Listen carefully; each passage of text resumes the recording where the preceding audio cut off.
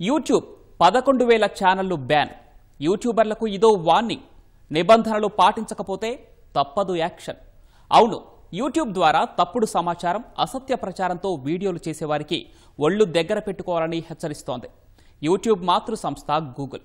లేదంటే చర్యలు తప్పవని అంటోంది. అందుకు నిదర్శనమే ఛానళ్ల తొలగింపు.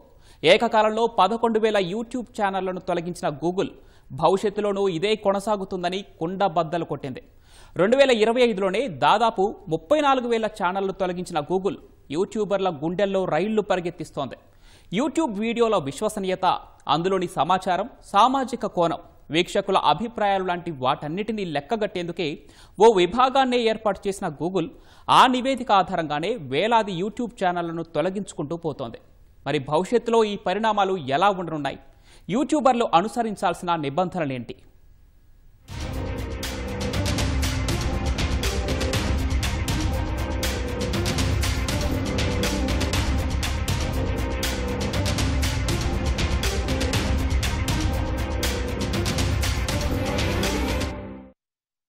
యూట్యూబ్ పరిచయం అక్కర్లేని video sharing platform.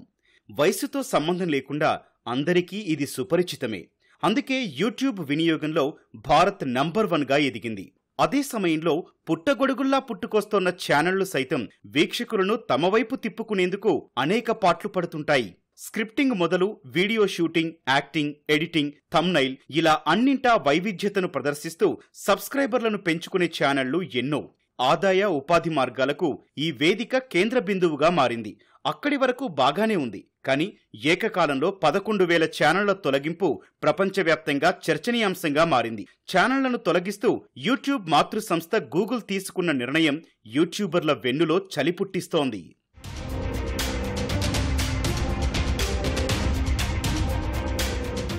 అసలెందుకు Google 11,000 YouTube ఛానళ్లను తొలగించిందంటే దానికి అసత్య ప్రచారాలు, తప్పుల సమాచారాలే ప్రధాన కారణాలు. వీటిలో చైనా, రష్యాలకు చెందిన ఛానళ్లు టాప్ లిస్టులో ఉన్నాయి. తొలగించిన 11,000 ఛానళ్లలో 7,700 ఒక్క చైనాకు సంబంధించినవే కాగా రష్యాకు చెందినవి 2,000 ఉన్నాయి.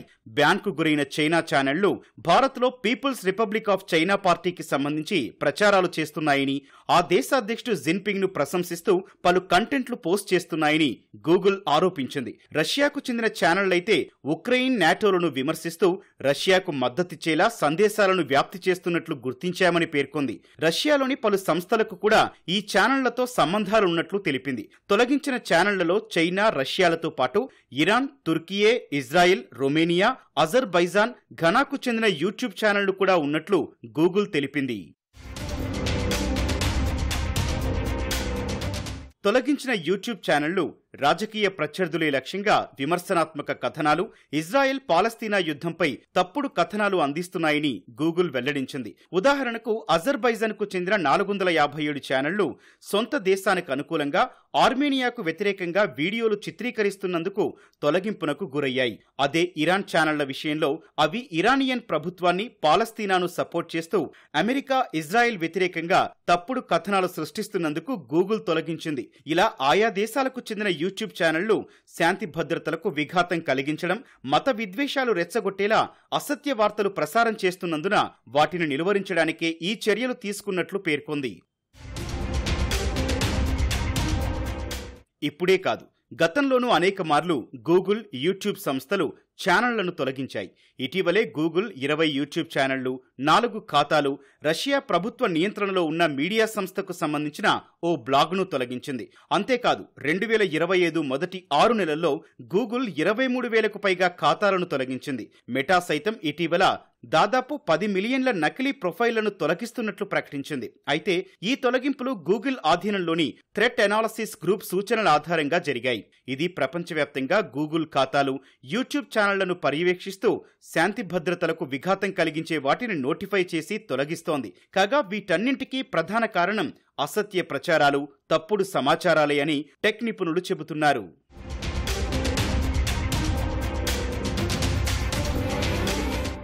గూగుల్ మాత్రమే కాదు, భారత ప్రభుత్వం కూడా అనేక మార్లు యూట్యూబ్ ఛానళ్లపై నిషేధం విధించింది. దేశానికి వ్యతిరేకంగా ప్రజలను రెచ్చగొట్టేలా, శాంతి భద్రతలకు విఘాతం కలిగించేలా వీడియోలు చేస్తోన్న ఛానళ్లపై అనేక మార్లు వేటు వేసింది. ఆపరేషన్ సింధూర్ పైన తప్పుడు ప్రచారం చేసిన 16 పాకిస్తాన్ యూట్యూబ్ ఛానళ్లను కేంద్రం నిషేధించింది. 2023లోనూ లోక్సభ ముందస్తు ఎన్నికలు, ఎలక్ట్రానిక్ ఓటింగ్ మిషన్లు రద్దు చేస్తున్నట్లు అసత్య ప్రచారాలు చేసిన 8 యూట్యూబ్ ఛానళ్లను రద్దు చేసింది. 2022లోనూ బోటకపు వార్తల వ్యాప్తికి పాల్పడుతున్న 22 యూట్యూబ్ వార్తా ఛానళ్లపై కేంద్రం కన్నెర్ర చేసింది. దేశ భద్రతకు ముప్పుగా పరిణమిస్తున్నాయని వాటిపై నిషేధం విధించింది. నిషేధానికి గురైన వాటిలో 18 భారత కేంద్రంగానే కార్యకలాపాలు కొనసాగించినవి కాగా మరో 4 పాకిస్తాన్కు చెందినవి ఉన్నాయి. ఇలా అనేక మార్లు యూట్యూబ్ ఛానళ్లను బ్యాన్ చేసింది భారత ప్రభుత్వం. అదే ఏడాది 104 యూట్యూబ్ ఛానళ్లను బ్యాన్ చేయాలని సదరు సంస్థను భారత ప్రభుత్వం కోరింది. దేశ భద్రతకు, సమగ్రత, సౌభ్రాతృత్వం, శాంతి విఘాతాలకు కారణమయ్యే సోషల్ మీడియా అకౌంట్లపై టెక్నాలజీ చట్టంలోని సెక్షన్ 69A కింద నిషేధం విధించేందుకు ఆస్కారం ఉంటుందని టెక్ నిపుణులు చెబుతున్నారు. సో ఇలా ఛానల్స్ ని డిలీట్ చేయడానికి, వీళ్ళ మీద నిఘా పెట్టడానికి గూగుల్ వాళ్ళు థ్రెట్ అనాలిసిస్ గ్రూప్ లేదా ట్యాగ్ అని చెప్పేసి ఒక డిపార్ట్మెంట్ అయితే ఏర్పాటు చేశారు. సో ఈ గ్రూప్ ఏం చేస్తుంది, ఇలా డిఫరెంట్ డిజిటల్ ప్లాట్ఫామ్స్ ని పర్యవేక్షించి ఏ ఛానల్స్ అయితే ఇలా మిస్లీడ్ గా కంటెంట్ ని క్రియేట్ చేస్తూ ఉంటాయో, తప్పుడు వార్తలను సర్క్యులేట్ చేస్తూ ఉంటాయో, వ్యాప్తి చేస్తూ ఉంటాయో అటువంటి ఛానల్స్ని అయితే డిలీట్ చేస్తూ ఉంటారు. అయితే గూగుల్ వాళ్ళు ఇలా యూట్యూబ్ ఛానల్స్ని డిలీట్ చేయడం ఇది కొత్త ఏం కాదు. ఆల్రెడీ ఇంతకుముందు 2025 స్టార్టింగ్ లో కూడా ఫేక్ న్యూస్ ప్రసారం చేసే ఛానల్స్, బాధ్యతాయుతంగా లేని ఛానల్స్ దాదాపుగా 23,000కు పైగా ఛానల్స్ అయితే డిలీట్ చేయడం జరిగింది. 2022లో కూడా రష్యా యుక్రెయిన్ మీద దాడి చేసిన తర్వాత రష్యా టుడే లాంటి కొన్ని ఛానల్స్ని కూడా డిలీట్ చేయడం జరిగింది. 2022లో మన భారత ప్రభుత్వం కోరిక మేరకు అసత్య ప్రచారం చేసేవి ప్లస్ జాతీయ భద్రతకు ముప్పు అనిపించే కొన్ని ఛానల్స్ని కూడా డిలీట్ చేయడం జరిగింది. వాస్తవానికి కొందరు యూట్యూబర్లు సబ్స్క్రైబ్లు, వ్యూస్ పెంచుకోవడానికి చెయ్యని ప్రయత్నం అంటూ ఉండదు. వీడియోల రీచ్ కోసం నానా తంటాలు పడుతుంటారు. ఎలాగైనా వ్యూస్ పెంచుకోవాలనే ధ్యాసలో ఉండేవారైతే వాస్తవాలను అవాస్తవాలుగా, అవాస్తవాలను వాస్తవాలుగా ప్రచారం చేస్తుంటారు. కనీస అవగాహన లేని అంశాల్లో సైతం అలవోకగా అబద్ధాలు చెబుతూ వీక్షకులను తప్పుదోవ పట్టిస్తోన్న వారెందరో. తెలిసిన కొద్ది కంటెంట్ కి ఊహాజనిత సమాచారం జోడించి అందులో తామే నిష్ణాతులం, తాము చెప్పిందే వేదమని బురిడీ కొట్టించేవారు ఎంతో మంది ఉన్నారు. రాజకీయ, భౌగోళిక, వర్తమాన అంశాలపై తప్పుడు సమాచారం అందిస్తూ తామే నిపుణులమని చెప్పుకునేవారు చాలా మంది ఉంటారు. ఈ విషయంలో ఒకరికి మించి మరొకరు తప్పులను ఒప్పులుగా చెబుతుంటారు. తప్పుడు సమాచారం అందించినా, అసత్యాలు ప్రచారం చేసినా తమను ఎవరేమంటారులే అనేది వారి నమ్మకం. అలాంటి వారికి కళ్ళెం వేసేందుకే గూగుల్ ఆధ్వర్యంలోని థ్రెట్ అనాలిసిస్ గ్రూప్ TAG పనిచేస్తుంది. రెచ్చగొట్టే వ్యాఖ్యలు, విద్వేష సమాచారాలు, దేశాల భౌగోళిక అంశాలపై తప్పుడు ప్రచారాలు చేసే ఛానళ్లపై కొరడా జులిపిస్తోంది. ఇది కొన్నేళ్లుగా జరుగుతోన్నా రానున్న రోజుల్లో మరింత పెరిగే అవకాశం ఉందని నిపుణులు చెబుతున్నారు. అలాగే మనం కూడా ఇండివిజువల్స్ కూడా రెస్పాన్సిబుల్గా ఉండి మన వాట్సాప్లో కానీ, మన యూట్యూబ్ ఛానల్స్లో కానీ, మన ఫేస్బుక్ ప్రొఫైల్స్లో కానీ only genuine and good content పెట్టాలి. కానీ ఏదో కంటెంట్ దొరికింది కదా ఊరిని ప్రతిదీ షేర్ చేసేయటం, ఫేక్ తెలుసుకోకుండా కొంచెం వెరిఫై చేసుకుని genuine content, not intimidating or harming other people అటువంటి దృష్టిలో పెట్టుకుంటే డెఫినెట్గా it will be no problem అండి. దీంట్లో వచ్చి మెయిన్ మెసేజ్ అంటే Google is watching, algorithms, artificial intelligence is watching అండి. మీరు మనం అనుకోవచ్చు 140 కోట్లు ఉన్న గూగుల్కి ఏం తెలుస్తుంది. ఆల్గోరిథంలో వాళ్ళు ముందే రాస్తారండి ఈ scripts, bad words, abusive language అని కీవర్డ్స్ ఉంటాయి వాళ్ళకి. రేప్ అని, లేకపోతే మర్డర్ అని, unnecessary content, anti government propaganda అని, ఈ కీవర్డ్స్లో ఎక్కడ ఫ్లాగ్ అయినా ముందు ఫ్లాగ్ అయిపోద్దండి. సెకండ్ లెవెల్ స్క్రూటినీ జరుగుతుంది. థర్డ్ లెవెల్లో హ్యూమన్ ఇంటర్వెన్షన్ చేసి కట్ చేసి పడేస్తారు. It's very easy, automatic detection చేసి కట్ అయిపోద్ది. ఫస్ట్ మీరు తర్వాత అప్పీల్ చేసుకుంటే జెన్యూన్ అనిపిస్తే గానీ మళ్ళీ రీవోక్ చేయడండి. ఎలాంటి సమాచారమో మాకు అక్కర్లేదు, డబ్బులొస్తే చాలు అనే విధంగా వ్యవహరిస్తున్న యూట్యూబర్లకు ఛానళ్లు తొలగిస్తూ గూగుల్ తీసుకున్న నిర్ణయం చెంపపెట్టు లాంటిది అంటున్నారు నిపుణులు. కొందరు యూట్యూబర్లు తప్పుడు సమాచారం, అసత్య ప్రచారాలు చేస్తున్నట్లు గుర్తించి వీక్షకులు రిపోర్టులు కొడుతున్నా యూట్యూబ్ చర్యలు తీసుకుంటున్నా మార్పు రావడం లేదు. ఇక థంబ్నెయిల్ కు దాని వీడియోలోని సమాచారానికి పొంతనే ఉండకపోవడం మరో కలవరపెట్టే అంశం.